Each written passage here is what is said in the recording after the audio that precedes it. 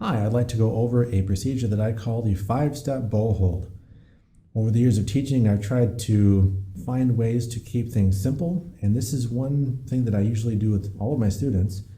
It's a bit of a procedure, but it helps break things down a little bit. Rather than just having some kind of general way of attacking the bow, it helps us break things down a little bit. And I think that's really a great way to approach any technique, is to analyze it, to become aware of it, and then to try to control it and see, well, what is it exactly we want that muscle or those groups of muscles to do?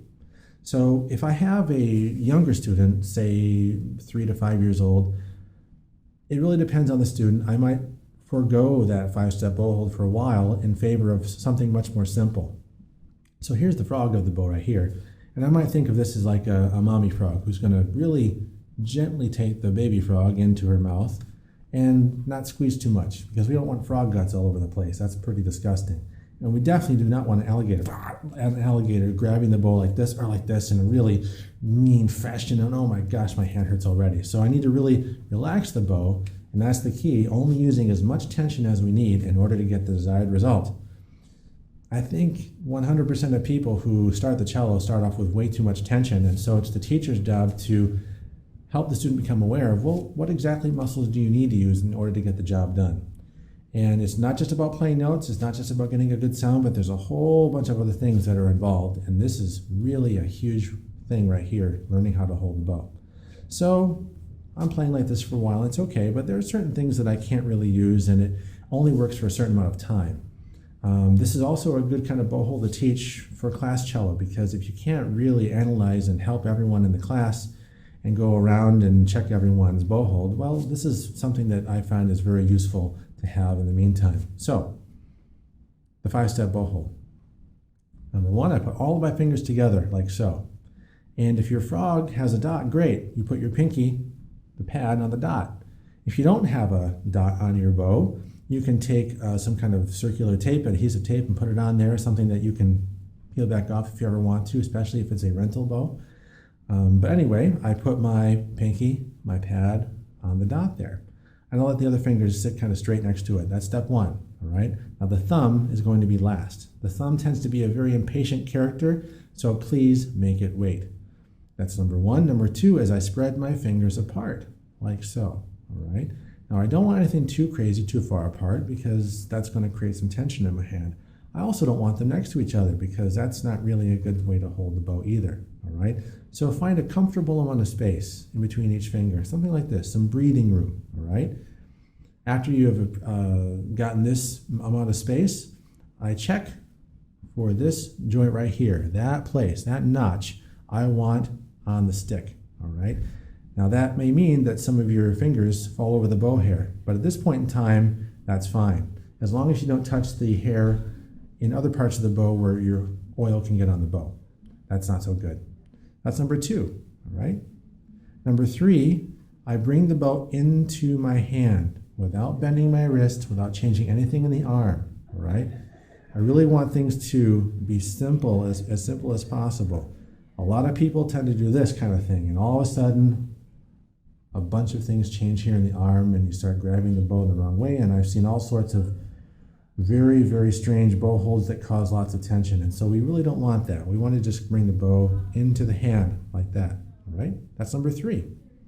Now, for some students, their fingers are going to start flying around and start feeling uncomfortable. What I recommend is putting some mental glue on here. So you're glued, glued, glued, and glued with all four fingers, and you keep them glued and you feel the contact of the bow. That's a big thing, feeling, because we can't watch the music on the left hand of the bow all at the same time. Even though we can spot check them from time to time, it's going to be largely a sense of feeling that helps us out. That's number three. Number four, I turn a door handle very slowly, and I therefore put my weight into the bow on the strong side of the hand, all right?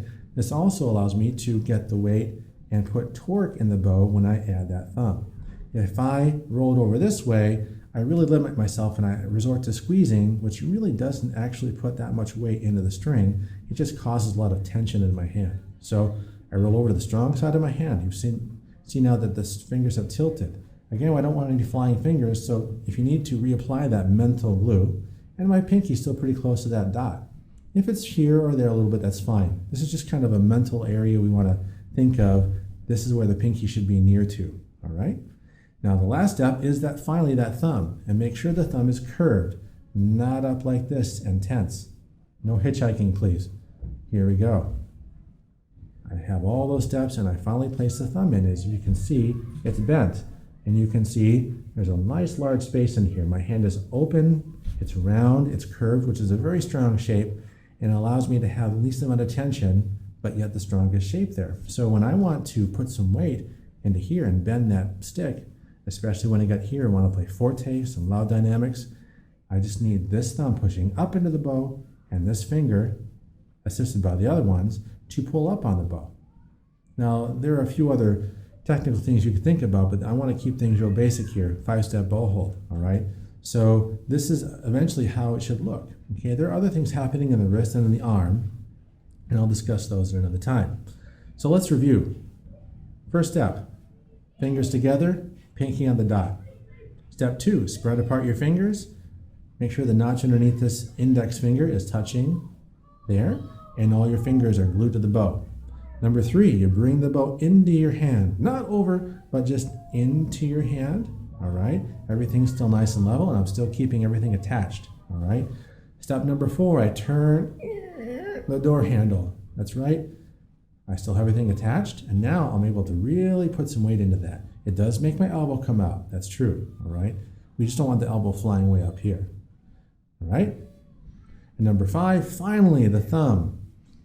The thumb, all right, like so. Now, if you have a hard time with this, which most people do, automatically there's going to be a lot of tension in here. You can try the same exercise with a pencil, or you can just lightly touch your fingers and try to hold this kind of shape.